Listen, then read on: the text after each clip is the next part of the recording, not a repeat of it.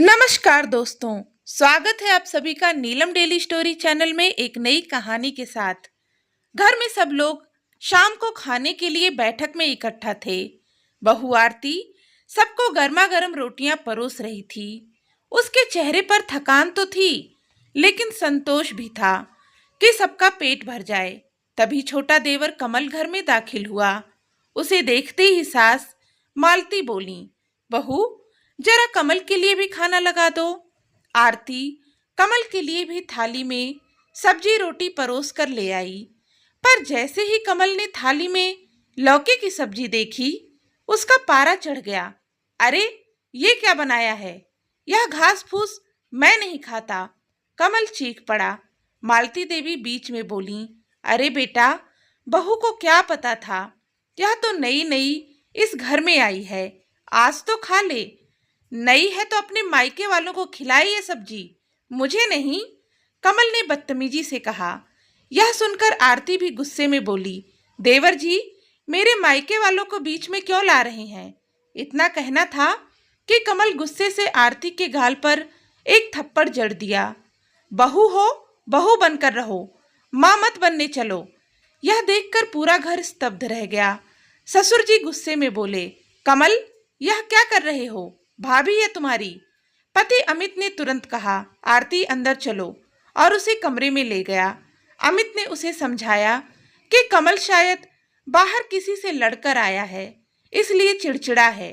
बहुत हो गया अमित, क्या मुझे शादी करके इसलिए लेकर आए हो कि तुम्हारा भाई मुझे थप्पड़ मारे और तुम मुझे समझा रहे हो? गुस्से में आरती अपना सामान पैक करने लगी। अब नया तमाशा मत करो, घर की बातें बाहर जाएंगी तो क्या होगा अमित? घर में थप्पड़ खाना सही है, बाहर की बातें गलत लगती हैं, घर में गलतियां नहीं दिखती। आरती ने तीखे स्वर में कहा और बाहर जाने लगी।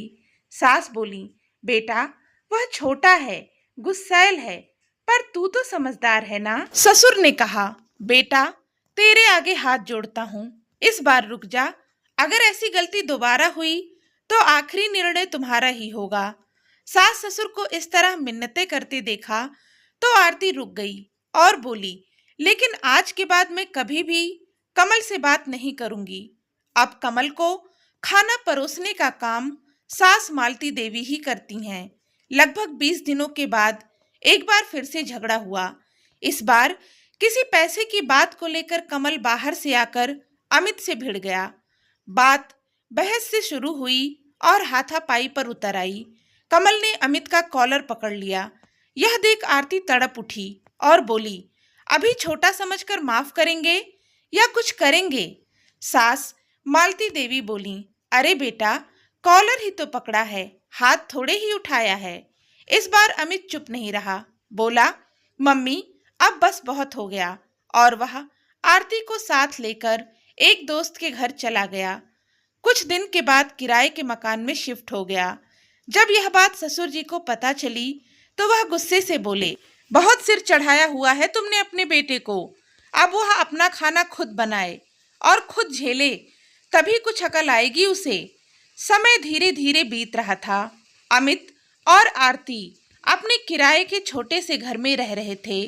किराया, बाजार, ऑफिस, रसोई, सबकी जिम्मेदारियां उन दोनों के कंधों पर थी, लेकिन उन दोनों के बीच का सम्मान और विश्वास और मजबूत हो चला था।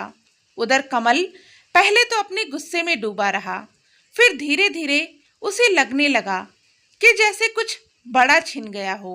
घर की रौनक और चहल पहल खत्म हो गई थी। अब माँ खुद रसोई में रोटियां सेकती, खाना बनाती और सबको परोसती। शुरू शुरू में तो उसे सब बड़ा अच्छा लग रहा था, ना कोई टोकता ना कोई ताने मारता, लेकिन धीरे धीरे उसे एहसास हुआ कि बिना बहू के वह घर सिर्फ दीवारों का ढांचा रह गया है।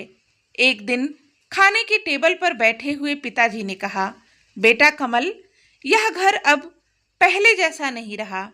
वो बहू नहीं थी, इस घर की लक्ष्मी थी, जिसे हमने खो दिया। कमल ने बिना कुछ कहे चुपचाप थाली की तरफ देखा, जिसमें से खाने का स्वाद भी नदारद था। कुछ दिन और बीते। एक संडे कमल बिना किसी को बताए अमित और आरती के घर पहुंचा। दरवाजा आरती ने खोला। सामने कमल को देखकर वह ठिठक गई। उसने सिर झुकाया और बोला, भाभी, मैं माफी मांगने आया हूँ। मैंने जो कुछ भी किया उसका मुझे कोई भी हक नहीं था। मैंने बिना आपकी गलती के आप पर हाथ उठाया।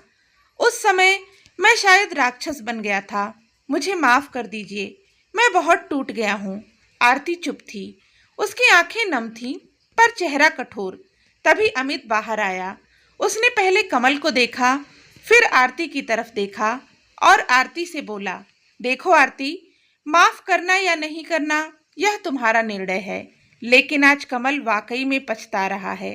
कमल नीचे बैठ गया और अमित से बोला, भैया, मुझे सिर्फ आपका नहीं, भाभी का प्यार भी चाहिए। मैंने बहुत कुछ खोया है। आज मेरी समझ में आ गया कि भाभी घर में सिर्फ रोटियां नहीं सेंकती, बल्कि सम्मान, शांति और आत्मीयता भी लाती हैं। आरती धीरे से बोली, कमल, मैं तुम्हारी यह माफी स्वीकार करती हूँ, क्योंकि मैंने अपने बड़ों से यही सीखा है कि जहाँ पछतावा हो वहाँ सुधार की गुंजाइश होती है। लेकिन अब चीजें पहले जैसी नहीं होंगी। हम घर वापस जरूर आएंगे, लेकिन अब हमारी रसोई अलग होगी। अब घर में हमारे सम्मान के साथ कोई समझौता नहीं होगा। कमल ने सिर झुकाकर कहा, बस आप घर आ जाइए, यही बहुत है भाभी। उसी दिन शाम को आरती के सास ससुर भी उसके घर पहुंचे। ससुर जी ने भावुक होकर कहा, बेटा, तुझे खोकर अब हमें समझ में आ गया है कि बहू क्या होती है। बस तू घर चल। इस बार तेरे सम्मान की जिम्मेदारी हम सबकी होगी। आरती ने अपना सिर झुकाया और बोली, पिताजी, मैं घर जरूर लौटूंगी, लेकिन अपनी शर्तों पर। तो दोस्तों, इस कहानी पर आपके क्या विचार हैं?